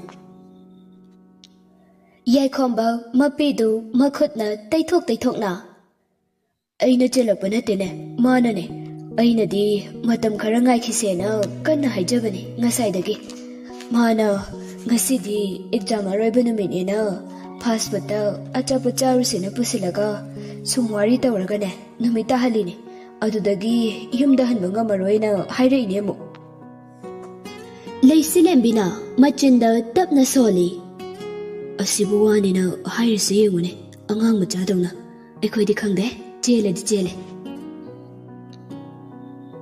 Stephen leisilembika Yaikhomba gi matau adu ubada nokningbana di loire Stephen nokmi tawduna manaw nupada onsinduna adubu masana yarasu haujikti kari upale inaw sidine nungai daba pumba thado lao changasi inaw di nupana nupa thoiba nupi chenba numita nupi na noaga nupana kapase aidi ngasina hanbane urise ibema lao no hero si puraga chango ai hana changamage ko Stephen du nok tuna imung lomda chenchin kre Leisilembina Yaikhomba changodana nayumda laaga aina han changadro kai nupano ne masibo Yaikhomba na ai ngamoi nangna chelakpane nang hana mangthau aduga ai nangina tungdai narage aine ima hogi bamangda yami kai Leisilembina hera nangsu chele asibu ibani na han badawna aine nine hoida phajana hainage lao aigi tung inaro amuk chen kini ko Leisilembina mang thaduna gate tugi manungda makhong kansilakle kaino aina mu khangi kai raisina as mayumda laga nupa mana hana changdadana aina hana changa isibu pelabane idi aibu nupa se aina pharaga chenba mandana ne Yaikhomba nangna pharaga cheli natra aduga mandana kaina ka Leisilembina noglaga hai masidi nupi aikhoina khaliba wakhalse nupa noina ne khangsu khangdana amuksu tapna aphaba nupadine phanglingai sida pharaga oirasu lahaugadoba Leisilembidu asum lakpaduna sumang yausilakle mana tungda onthokduna yenglakpadadi Yaikhomba gate ki manungda fawba lansindana leirami matomta nupadugi mayumgi sumangda leptuna leiramba aduda ikaiduna amuk Yaikhomba manakta chensinduna Yaikhomba makhut adu paiduna manungda chingsinnaba hotnei ꯑꯗꯨꯝꯅ ꯀꯟꯅ ꯇꯧꯔꯤꯉꯩ ꯑꯗꯨꯗ ꯁ꯭ꯇꯦꯐꯦꯟꯅ ꯄꯥꯎ ꯇꯝꯕꯗꯒꯤ ꯇꯥꯔꯗꯨꯅ ꯕꯤꯗ꯭ꯌꯥ ꯍꯣꯏ ꯄꯥꯟꯊꯣꯏ ꯍꯣꯏꯁꯨ ꯂꯣꯏꯅ ꯃꯄꯥꯟꯗ ꯊꯣꯛꯂꯛꯏ꯫ ꯑꯗꯨꯒ ꯂꯩꯁꯤꯂꯦꯝꯕꯤꯒꯤ ꯃꯇꯧ ꯑꯗꯨ ꯃꯨꯟꯅ ꯌꯦꯡꯅꯗꯨꯅ ꯂꯩ꯫ ꯂꯩꯁꯤꯂꯦꯝꯕꯤꯗꯤ ꯃꯄꯥꯟꯗ ꯃꯌꯥꯝ ꯊꯣꯛꯂꯛꯇꯨꯅ ꯌꯦꯡꯂꯤ ꯍꯥꯏꯕꯁꯤ ꯈꯪꯕ ꯅꯠꯇ꯭ꯔꯤ꯫ ꯌꯥꯏꯈꯣꯝꯕꯒꯤ ꯃꯈꯨꯠꯇꯨꯗ ꯀꯟꯅ ꯆꯤꯡꯂꯒ "ꯆꯪꯂꯣ ꯍꯥꯏꯕꯅꯦ, ꯀꯔꯤ ꯅꯨꯄꯥꯅꯣ ꯅꯪꯕꯣ? ꯁꯨꯃꯥꯡꯗ ꯐꯥꯎꯕꯗꯤ ꯂꯦꯞꯃꯤꯟꯅꯁꯦ ꯍꯥꯏꯕ, ꯑꯗꯨꯒꯤ ꯃꯇꯨꯡ ꯇꯥꯕꯗꯗꯤꯅꯦ ꯑꯩꯅ ꯊꯣꯛꯄ ꯑꯗꯨꯝ ꯇꯧꯖꯒꯦ." ꯌꯥꯏꯈꯣꯝꯕꯁꯨ ꯌꯥꯅꯤꯡꯗꯕꯒꯤ ꯃꯑꯣꯡꯗ ꯃꯈꯨꯠꯇꯨ ꯑꯁꯨꯝ ꯌꯥꯟꯅꯗꯨꯅ ꯂꯩ꯫ ꯂꯩꯁꯤꯂꯦꯝꯕꯤꯗꯨ ꯑꯁꯨꯝ ꯆꯤꯡꯗꯨꯅ ꯄꯨꯔꯛꯄ ꯑꯗꯨꯅ ꯎꯆꯤꯟ ꯅꯥꯆꯤꯟꯅ ꯑꯅꯤꯗꯨ ꯁꯨꯃꯥꯡ ꯐꯥꯎꯕꯗꯤ ꯌꯧꯔꯦ꯫ ꯂꯩꯁꯤꯂꯦꯝꯕꯤꯅ ꯌꯥꯏꯈꯣꯝꯕꯕꯨ ꯆꯤꯡꯂꯛꯂꯤꯕ ꯈꯨꯆꯤꯡ ꯑꯁꯤ ꯇꯛ ꯑꯣꯐ ꯋꯥꯔꯒꯤ ꯊꯧꯔꯤ ꯆꯤꯡꯅꯕꯒꯤ ꯈꯨꯆꯤꯡꯅ ꯑꯗꯨꯅꯤ꯫ ꯃꯅꯤꯡꯗꯨꯅ ꯌꯨꯝꯂꯣꯝꯗ ꯑꯣꯟꯁꯤꯜꯂꯒ ꯌꯥꯏꯈꯣꯝꯕꯒ ꯃꯥꯌꯣꯛꯅꯗꯨꯅ ꯆꯤꯡꯗꯨꯅ ꯄꯨꯁꯤꯜꯂꯛꯄꯅꯤ꯫ ꯁꯨꯃꯥꯡ ꯌꯧꯔꯕ ꯑꯗꯨꯗ ꯁꯣꯔ ꯑꯃ ꯁꯥꯡꯅ ꯍꯣꯟꯗꯣꯛꯇꯨꯅ ꯃꯃꯥꯏꯗꯨ ꯌꯨꯝꯂꯣꯝꯗ ꯑꯣꯟꯁꯤꯜꯂꯛꯄꯗ ꯃꯥꯡꯒꯣꯟꯗ ꯄꯔꯦꯡ ꯁꯥꯅ ꯂꯦꯞꯇꯨꯅ ꯌꯦꯡꯗꯨꯅ ꯂꯩꯔꯝꯕ ꯑꯗꯨꯗ ꯈꯪꯄ꯭ꯔꯦꯛ ꯈꯪꯅ ꯆꯣꯡꯈꯠꯂꯤ꯫ ꯏꯀꯥꯏꯗꯨꯅ ꯌꯥꯏꯈꯣꯝꯕꯒꯤ ꯃꯇꯨꯡꯗ ꯆꯦꯟꯁꯤꯟꯗꯨꯅ ꯂꯣꯠꯂꯤ꯫ ꯌꯥꯏꯈꯣꯝꯕꯁꯨ ꯏꯀꯥꯏꯗꯨꯅ ꯂꯩꯁꯤꯂꯦꯝꯕꯤꯒꯤ ꯃꯇꯨꯡꯗ ꯂꯣꯠꯅꯕ ꯍꯣꯠꯅꯩ꯫ ꯑꯅꯤ ꯑꯗꯨ ꯆꯤꯡꯊꯣꯛ ꯆꯤꯡꯁꯤꯟ ꯇꯧꯅꯗꯨꯅ ꯂꯩ꯫ ꯄ꯭ꯔꯤꯇꯤ ꯅꯣꯛꯃꯤ ꯅꯣꯛꯃꯤ ꯇꯧꯗꯨꯅ ꯆꯪꯁꯤꯜꯂꯛꯏ꯫ ꯂꯩꯁꯤꯂꯦꯝꯕꯤꯅ ꯄ꯭ꯔꯤꯇꯤꯒ ꯁ꯭ꯇꯦꯐꯦꯟꯒ ꯈꯪꯅꯩ, ꯂꯨꯍꯣꯡꯂꯦ ꯍꯥꯏꯕ ꯑꯁꯤ ꯈꯪꯂꯕꯁꯨ ꯄ꯭ꯔꯤꯇꯤꯅꯗꯤ ꯌꯥꯏꯈꯣꯝꯕꯒ ꯂꯩꯁꯤꯂꯦꯝꯕꯤꯒ ꯈꯪꯅꯩ ꯍꯥꯏꯕꯁꯤ ꯈꯪꯗꯕꯅꯤ꯫ ꯄ꯭ꯔꯤꯇꯤꯅ ꯑꯁꯨꯝ ꯆꯪꯂꯛꯇꯨꯅ ꯌꯥꯏꯈꯣꯝꯕꯒꯤ ꯇꯨꯡꯗ ꯂꯣꯠꯂꯤꯕ ꯅꯨꯄꯤ ꯑꯗꯨ ꯂꯩꯁꯤꯂꯦꯝꯕꯤꯅꯤ ꯍꯥꯏꯕ ꯈꯪꯂꯦ꯫ "ꯍꯩꯃꯥ, ꯅꯪꯕꯨ ꯂꯩꯁꯤꯂꯦꯝꯕꯤ ꯅꯠꯇ꯭ꯔꯣ?" ꯂꯩꯁꯤꯂꯦꯝꯕꯤꯅ ꯃꯣꯃꯣ ꯅꯣꯛꯇꯨꯅ "ꯑꯧ, ꯃꯥꯅꯦ ꯏꯆꯦ." ꯄ꯭ꯔꯤꯇꯤꯅ "ꯑꯩꯗꯤ ꯅꯍꯥꯟꯈꯩꯕꯨ ꯈꯪꯕꯨ ꯈꯪꯗꯦꯅꯦ, ꯅꯪꯗꯤ ꯑꯩꯈꯣꯏ ꯅꯥꯎꯒ ꯈꯪꯅꯕꯣꯏꯔꯦ." ꯂꯩꯁꯤꯂꯦꯝꯕꯤꯅ "ꯑꯧ, ꯉꯁꯤ ꯉꯔꯥꯡꯗꯒ ꯅꯠꯇꯦꯗ, ꯈꯣꯡꯒ꯭ꯔꯥꯎ ꯀꯨꯗꯥꯝ ꯅꯥꯟꯊꯣꯛꯂꯤꯉꯩꯗꯒꯤ ꯈꯪꯅꯔꯛꯂ ꯄꯣꯠꯅꯤ." ꯂꯩꯁꯤꯂꯦꯝꯕꯤꯒꯤ ꯋꯥꯉꯥꯡ ꯑꯗꯨꯗ ꯄ꯭ꯔꯤꯇꯤꯗꯨ ꯅꯣꯛꯏ꯫ "ꯑꯗꯨꯗꯤ ꯍꯥꯏꯔꯤꯁꯤꯅꯗꯤ ꯌꯥꯝ ꯀꯨꯏꯈ꯭ꯔꯕꯩ ꯃꯑꯣꯡꯅꯤꯅꯦ." ꯌꯥꯏꯈꯣꯝꯕꯗꯤ ꯍꯣꯏ ꯃꯥꯏ ꯍꯥꯏꯗꯦ, ꯃꯃꯥꯏꯗꯨ ꯅꯣꯟꯊꯗꯨꯅ ꯑꯗꯨꯝ ꯂꯩ꯫ ꯄ꯭ꯔꯤꯇꯤꯅ "ꯂꯥꯛꯑꯣ ꯂꯥꯛꯑꯣ, ꯆꯪꯂꯁꯤ." ꯄ꯭ꯔꯤꯇꯤꯅ ꯂꯩꯁꯤꯂꯦꯝꯕꯤꯕꯨ ꯄꯨꯗꯨꯅ ꯆꯪꯃꯤꯟꯅꯔꯛꯂꯦ꯫ ꯃꯌꯥꯝꯗꯨ ꯂꯩꯁꯤꯂꯦꯝꯕꯤꯕꯨ ꯎꯕꯗ ꯅꯣꯛꯃꯤ ꯅꯣꯛꯃꯤ ꯂꯣꯏꯅ ꯇꯧꯏ꯫ ꯂꯩꯁꯤꯂꯦꯝꯕꯤꯅ ꯄꯥꯟꯊꯣꯏ ꯑꯃꯗꯤ ꯕꯤꯗ꯭ꯌꯥ ꯑꯅꯤꯗ ꯃꯀꯣꯛꯇ ꯐꯤ ꯈꯨꯝꯗꯨꯅ ꯃꯈꯣꯡ ꯁꯣꯛꯇꯨꯅ ꯈꯣꯏꯔꯨꯝꯖꯩ꯫ ꯄꯥꯟꯊꯣꯏꯅ "ꯌꯥꯔꯦ ꯌꯥꯔꯦ, ꯍꯧꯒꯠꯂꯣ ꯍꯧꯒꯠꯂꯣ, ꯅꯪꯕꯨ ꯏꯆꯦ ꯍꯣꯏ ꯇꯥꯃꯣ ꯍꯣꯏꯗꯤ ꯈꯪꯍꯟꯈ꯭ꯔꯕꯣ?" ꯂꯩꯁꯤꯂꯦꯝꯕꯤꯅ "ꯑꯩꯅ ꯍꯥꯏꯈ꯭ꯔꯤꯅꯤꯅꯦ." ꯕꯤꯗ꯭ꯌꯥꯅ "ꯍꯣꯏꯗꯦꯍꯦ, ꯃꯁꯤꯅ ꯑꯗꯨꯝ ꯐꯔꯦꯗ, ꯏꯃꯧ ꯑꯅꯤꯒꯤ ꯀꯨꯝꯍꯩ ꯌꯦꯡꯂꯒ ꯅꯨꯡꯉꯥꯏꯅ ꯂꯩꯕ ꯍꯥꯏꯗꯨꯅꯤ. ꯂꯥꯛꯑꯣ ꯂꯥꯛꯑꯣ, ꯏꯃꯨꯡꯗ ꯆꯪꯂꯁꯤ. ꯑꯇꯣꯝꯕ, ꯅꯪꯅ ꯁꯨꯃꯥꯡꯗꯨꯗ ꯅꯇꯣꯝꯇ ꯀꯌꯥꯝ ꯀꯨꯏꯅ ꯂꯩꯈꯤꯒꯦ ꯍꯥꯏꯔꯤꯅꯣ? ꯂꯥꯛꯑꯣꯗꯅ."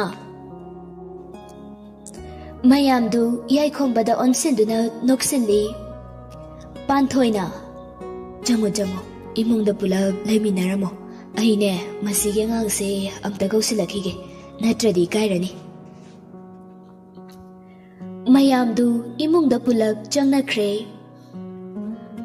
ꯄꯥꯟꯊꯣꯏ ꯃꯆꯥꯅꯨꯄꯥ ꯌꯥꯏꯈꯣꯝꯕꯒꯤ ꯃꯅꯥꯛꯇ ꯆꯪꯂꯛꯇꯨꯅ ꯌꯥꯏꯈꯣꯝꯕꯗ ꯃꯨꯟꯅ ꯌꯦꯡꯂꯛꯏ꯫ ꯌꯥꯏꯈꯣꯝꯕ ꯃꯃꯥꯒꯤ ꯃꯇꯧ ꯑꯗꯨꯗ ꯆꯩꯔꯛꯂꯅꯤ ꯀꯤꯕꯗꯒꯤ ꯃꯄꯤ ꯇꯥꯅ ꯃꯈꯣꯜ ꯊꯣꯛꯅ ꯀꯞꯊꯣꯔꯛꯏ꯫ ꯑꯗꯨꯒ ꯍꯥꯏꯔꯛꯏ, "ꯏꯃꯥ, ꯑꯩꯅ ꯅꯠꯇꯦꯕ, ꯑꯩꯗꯤꯅꯦ ꯃꯇꯝ ꯈꯔ ꯂꯩꯔꯒ ꯏꯃꯥ ꯍꯣꯏ ꯊꯥꯔꯛꯀꯦꯅ ꯀꯟꯅ ꯍꯥꯏꯖꯕꯅꯦꯕ.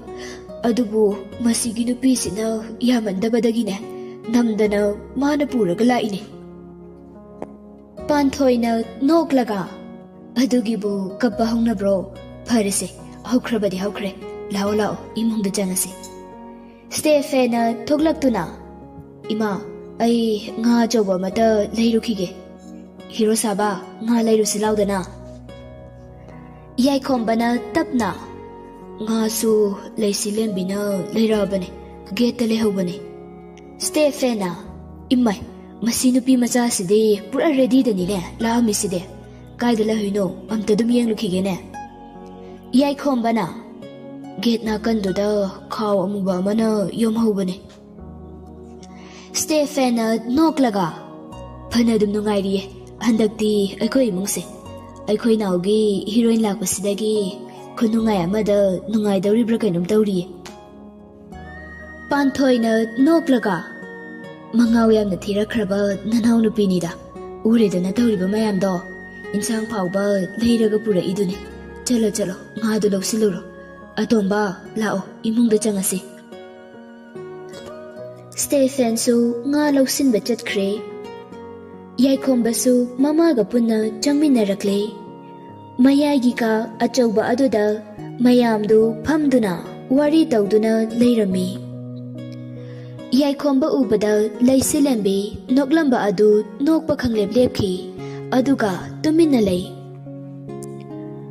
Yaikhomba laisilembi da haifet yenglamlaga magi kada adum changkre. Stephen su yaikhomba hoina thamlamba nga adu pusinduna changlakle. Bidyana ibungo nangbo haujikta chatkibadaine onthokna thuna su halakreda nangbo. Stephen noklaga ma nga kase aina leiruba nateda namang nupi atombiduna leiraga loina puraba jane. Laisilembi moli moli.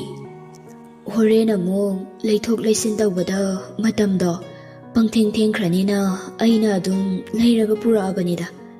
Pritina wa khangbadi inang nupina yam helami jani ne ainwandage.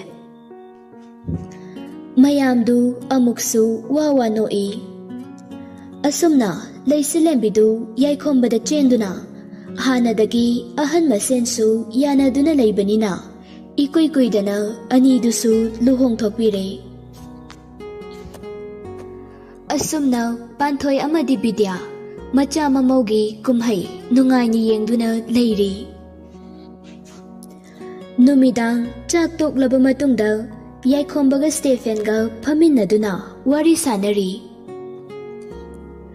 Stephena yaikhomba sel thokpa thabak amata tawdana leiba aduda magi cheki farm adu yaikhomba tawnaba hairami.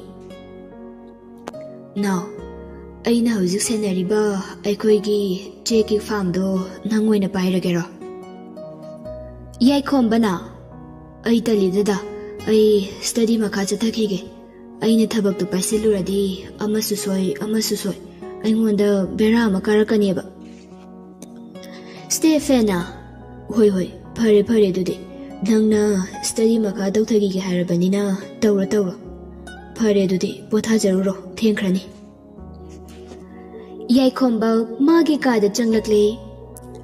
Laisilembidi kannana khoktuna maya ka karaga tumduna leirami. Yaikhomba changsilaktuna Laisilembigi kariba maya adu tapna makhutna umsinbi. Tumbada maya sikaraga tumganu haibase sumya yadeba masi nupise. Tumba chabana thongna phariba khadangna marol ama kalliba. Mayam si soba mana ngangbase tagadawbagi loina ngai duna leiba. Nungsu nungsiri magi matawse. Yaikhomba magi study room da changlaktuna lairik paba hokre. Laisilembi mitkap thoglakpada yaikhomba leibra haiduna makhutna maraga thirakpada leiramdaba aduda mamitu phatpang thoraktuna yenglakpada yaikhomba du chair da famduna lairik paduna leiramba adu ubada. Aima kari nupano sibo aikhoina lairik makha tamthaba tandana yum phau nganda bali aduga mana luhonga si phawne lairik ase asum paraga leiba amuk ngauruktana ne. Laisilembi haugallaktuna machoy tariba masam adu makhutna sambun punsilaga yaikhomba manakta changlaktuna. O moidada nangbu khara leiradine ngaudana chatkiba tarime. Nangna ngaukradi aidine itomta leihaubago ngamjaroiko aibusu ngauhanbiramo. Yaikhomba noklaga amuk hauraba nang ꯇꯨꯝꯃꯤꯟꯅ ꯇꯨꯝꯒꯦꯗꯤ ꯍꯥꯏꯗꯗꯅ ꯑꯍꯤꯡꯁꯤꯗ ꯑꯃꯨꯛ ꯂꯥꯏ ꯁꯥꯕ ꯍꯧꯔꯛꯏꯕ? ꯂꯥꯏ ꯁꯥꯕꯒꯤ ꯋꯥ ꯅꯠꯇꯤꯌꯦ, ꯅꯁꯥꯗꯨ ꯌꯥꯔꯔꯣꯏ ꯍꯥꯏꯕꯅꯦ. ꯅꯀꯣꯛꯇꯣ ꯂꯥꯏꯔꯤꯛ ꯃꯌꯦꯛ ꯉꯥꯛꯇ ꯉꯥꯏꯔꯝꯃꯅꯤꯌꯦ. ꯀꯨꯏꯔꯔꯣꯏꯗ, ꯃꯊꯪ ꯆꯍꯤꯗ ꯂꯣꯏꯁꯤꯜꯂꯗꯧꯅꯦ. ꯑꯗꯨꯒꯅꯦ, ꯀꯣꯂꯦꯖꯀꯤ ꯑꯣꯖꯥ ꯃꯆꯥ ꯑꯃ ꯑꯣꯏꯕ ꯌꯥꯕ꯭ꯔꯥꯅ ꯌꯦꯡꯒꯦ ꯇꯧꯕꯅꯦ. ꯂꯩꯁꯤꯂꯦꯝꯕꯤꯅ, ꯀꯩꯅꯣ ꯑꯣꯖꯥ ꯑꯣꯏꯒꯦ ꯈꯜꯂꯤꯔꯣ? ꯑꯁ, ꯅꯪꯅ ꯑꯣꯖꯥ ꯑꯣꯏꯔꯗꯤ ꯑꯩꯅ ꯋꯥ ꯈꯔ ꯉꯥꯡꯖꯔꯤꯁꯦ ꯁꯣꯏꯗꯅ ꯑꯃꯨꯛ ꯊꯤꯡꯖꯤꯟꯒꯦ ꯍꯥꯏꯔꯛꯑꯅꯤ. ꯌꯥꯏꯈꯣꯝꯕꯅ ꯅꯣꯛꯂꯒ, ꯌꯥꯔꯦ ꯇꯨꯝꯖꯔꯨꯔꯣ, ꯑꯩꯁꯨ ꯉꯥꯏꯍꯥꯛ ꯂꯩꯔꯒ ꯆꯪꯉꯛꯑꯒꯦ. ꯁꯤꯒꯤ ꯃꯇꯦꯛꯁꯦ ꯑꯝꯇ ꯂꯣꯏꯁꯤꯟꯈꯤꯒꯦ ꯇꯧꯕꯅꯦ. ꯂꯩꯁꯤꯂꯦꯝꯕꯤꯅ, ꯇꯨꯝꯃꯣꯏ, ꯏꯄꯨꯔꯣꯏꯕꯅ ꯇꯨꯝꯕ ꯀꯌꯥ ꯈꯥꯡꯗꯅ ꯂꯥꯏꯔꯤꯛ ꯄꯥꯔꯒ ꯂꯩꯔꯤꯁꯤꯗ ꯑꯩꯅ ꯅꯨꯡꯉꯥꯏꯅ ꯇꯨꯝꯃꯒ ꯂꯩꯊꯣꯛꯄꯗꯣ ꯑꯩ ꯉꯝꯃꯣꯏ. ꯗꯗꯥ ꯇꯨꯝꯗ꯭ꯔꯤꯐꯥꯎ ꯑꯩ ꯑꯗꯨꯝ ꯁꯪꯗꯣꯏꯅꯤ. ꯌꯥꯏꯈꯣꯝꯕꯅ, ꯉꯁꯥꯏꯅ ꯇꯞꯇꯥꯏ ꯇꯨꯝꯊꯣꯛꯎꯔꯒ ꯍꯧꯖꯤꯛꯇ ꯇꯨꯝꯃꯣꯏ ꯀꯥꯏꯅꯀ. ꯌꯥꯔꯦ, ꯇꯨꯝꯃꯨꯔꯣꯆꯣ. ꯍꯣꯔꯦꯟ ꯅꯪ ꯑꯃꯨꯛ ꯊꯥꯡꯖꯤꯟꯕꯒ ꯑꯩ ꯉꯝꯃꯔꯣꯏꯕ. ꯂꯩꯁꯤꯂꯦꯝꯕꯤꯅ, ꯑꯩꯅ ꯇꯨꯝꯃꯔꯣꯏ ꯍꯥꯏꯔꯗꯤꯅꯦ ꯇꯨꯝꯃꯔꯣꯏꯗꯧꯅꯦ. ꯑꯩꯁꯦ ꯃꯄꯨꯔꯣꯏꯕ ꯅꯤꯡꯈ꯭ꯔꯕ ꯅꯨꯄꯤ ꯁꯇꯤꯅꯤꯅꯦ. ꯌꯥꯏꯈꯣꯝꯕꯅ, ꯍꯣꯏ ꯉꯝꯕ ꯑꯣꯏꯌꯨ. ꯇꯨ, ꯑꯁꯤꯗꯒꯤ ꯃꯣꯔꯥꯁꯤꯗꯅꯦ ꯐꯝꯃꯨꯔꯣꯆꯣ, ꯑꯗꯨꯒ ꯑꯩ ꯂꯣꯏꯗ꯭ꯔꯤꯐꯥꯎ ꯉꯥꯏꯔꯣ. ꯂꯩꯁꯤꯂꯦꯝꯕꯤꯗꯨ ꯌꯥꯏꯈꯣꯝꯕꯒꯤ ꯃꯅꯥꯛꯇ ꯂꯩꯔꯤꯕ ꯃꯣꯔꯥ ꯑꯗꯨꯗ ꯐꯝꯗꯨꯅ ꯌꯥꯏꯈꯣꯝꯕꯅ ꯂꯥꯏꯔꯤꯛ ꯄꯥꯔꯤꯕ ꯑꯗꯨ ꯁꯪꯂꯤ. ꯌꯥꯏꯈꯣꯝꯕꯁꯨ ꯂꯥꯏꯔꯤꯛꯇ ꯄꯨꯛꯅꯤꯡ ꯆꯪꯅ ꯑꯃꯨꯛ ꯄꯥꯕ ꯍꯧꯈ꯭ꯔꯦ. ꯌꯥꯏꯈꯣꯝꯕꯅ ꯑꯁꯨꯝ ꯀꯨꯏꯅ ꯁꯥꯡꯅ ꯂꯥꯏꯔꯤꯛꯇꯨ ꯄꯥꯗꯨꯅ ꯂꯩꯔꯛꯄ ꯑꯗꯨꯗ ꯂꯩꯁꯤꯂꯦꯝꯕꯤꯗꯨ ꯇꯨꯝꯅꯤꯡꯕꯅ ꯈꯥꯡꯕ ꯉꯝꯂꯛꯇ꯭ꯔꯗꯨꯅ ꯎꯏꯔꯨꯝ ꯇꯧꯗꯨꯅ ꯃꯁꯥꯗꯨ ꯊꯣꯛ ꯆꯤꯡꯂꯛꯏ. ꯑꯃꯨꯛꯁꯨ ꯃꯃꯤꯠꯇꯨ ꯈꯪꯁꯤꯡ ꯁꯤꯡꯏ. ꯂꯩꯁꯤꯂꯦꯝꯕꯤꯒꯤ ꯃꯇꯧ ꯑꯗꯨ ꯎꯕꯗ ꯌꯥꯏꯈꯣꯝꯕꯗꯤ ꯂꯥꯏꯔꯤꯛ ꯄꯥꯕꯗꯤ ꯂꯥꯏꯔꯗꯅ ꯅꯣꯛꯃꯤ ꯇꯧꯗꯨꯅ ꯂꯩꯁꯤꯂꯦꯝꯕꯤꯗ ꯌꯦꯡꯗꯨꯅ ꯂꯩ. ꯂꯩꯁꯤꯂꯦꯝꯕꯤꯗꯨ ꯈꯥꯡꯕ ꯉꯝꯁꯤꯜꯂꯛꯇꯕꯗꯒꯤ ꯌꯥꯏꯈꯣꯝꯕꯒꯤ ꯃꯈꯨ ꯃꯊꯛꯇ ꯃꯀꯣꯛꯇꯨ ꯉꯥꯊꯗꯨꯅ ꯇꯨꯝꯊꯣꯛꯈ꯭ꯔꯦ. ꯌꯥꯏꯈꯣꯝꯕꯅ, ꯆꯥꯅꯅ ꯇꯨꯝꯊꯈ꯭ꯔ ꯃꯥꯜꯂꯦꯅꯦ. ꯉꯁꯥꯏꯅ ꯑꯩꯅ ꯐꯃꯨꯡꯗ ꯇꯨꯝꯃꯨꯔꯣ ꯍꯥꯏꯕꯁꯨ ꯌꯥꯗꯦ ꯃꯥꯅ ꯇꯧꯔꯤꯕ. ꯆꯥꯛꯁꯨ ꯕꯣꯔꯥ ꯆꯥꯔꯕꯅꯤꯅ ꯃꯁꯥꯗꯤ ꯑꯩꯉꯣꯟꯗꯒꯤꯕꯨ ꯍꯦꯟꯅ ꯆꯥꯎꯈ꯭ꯔꯦ. ꯑꯩꯕꯨ ꯁꯤꯕꯨ ꯊꯥꯛꯄꯕꯨ ꯉꯝꯗꯣꯏꯖꯥꯠꯂꯅꯦ. ꯌꯥꯏꯈꯣꯝꯕ ꯂꯩꯁꯤꯂꯦꯝꯕꯤꯕꯨ ꯊꯥꯡꯒꯠꯅꯕ ꯍꯣꯠꯅꯩ, ꯑꯗꯨꯕꯨ ꯂꯨꯃꯟꯈꯤꯕꯅ ꯊꯥꯡꯒꯠꯄ ꯉꯝꯗ꯭ꯔꯦ. ꯌꯥꯏꯈꯣꯝꯕ ꯁꯣꯔ ꯃꯄꯤ ꯍꯣꯜꯂꯒ, ꯑꯁ, ꯑꯩꯗꯤ ꯅꯍꯥꯟꯈꯩꯕꯨ ꯈꯪꯗꯦ, ꯌꯥꯝ ꯂꯨꯝꯃꯤꯅꯦ ꯃꯁꯤ ꯅꯨꯄꯤꯁꯤꯗꯤ. ꯑꯩ ꯃꯥ ꯊꯥꯡꯕ ꯉꯝꯕꯒꯤ ꯄꯥꯡꯒꯜꯒ ꯂꯩꯖꯗ꯭ꯔꯦ. ꯍꯧꯗꯣꯛꯑꯒ ꯑꯣꯏꯅ ꯃꯁꯥꯅ ꯇꯨꯝꯍꯟꯖꯧꯔꯒꯦ. ꯂꯩꯁꯤꯂꯦꯝꯕꯤꯒꯤ ꯃꯁꯥꯗꯨ ꯅꯣꯝꯗꯨꯅ ꯍꯧꯗꯣꯛꯏ. ꯂꯦꯝꯕꯤ, ꯍꯧꯒꯠꯂꯨꯁꯦ, ꯇꯨꯝꯃꯨꯔꯁꯤ ꯂꯥꯛꯑꯣ. ꯅꯪꯅ ꯑꯩ ꯁꯦꯟꯅꯕꯤꯔꯤꯅꯤ ꯀꯥꯏꯅꯀ ꯑꯩꯅ ꯅꯪ ꯑꯣꯏꯅ ꯁꯦꯟꯅ ꯂꯩꯔꯦ. ꯁꯦ, ꯍꯧꯒꯠꯂꯨꯁꯦ. ꯂꯩꯁꯤꯂꯦꯝꯕꯤꯗꯨ ꯒ꯭ꯌꯥꯟ ꯇꯥꯕꯣꯏ ꯇꯥꯗꯕꯣꯏ ꯍꯧꯒꯠꯂꯛꯇꯨꯅ ꯐꯃꯨꯡꯗ ꯀꯥꯗꯨꯅ ꯇꯨꯝꯈ꯭ꯔꯦ. ꯌꯥꯏꯈꯣꯝꯕꯁꯨ ꯑꯗꯨꯝ ꯇꯨꯝꯊꯈ꯭ꯔꯦ.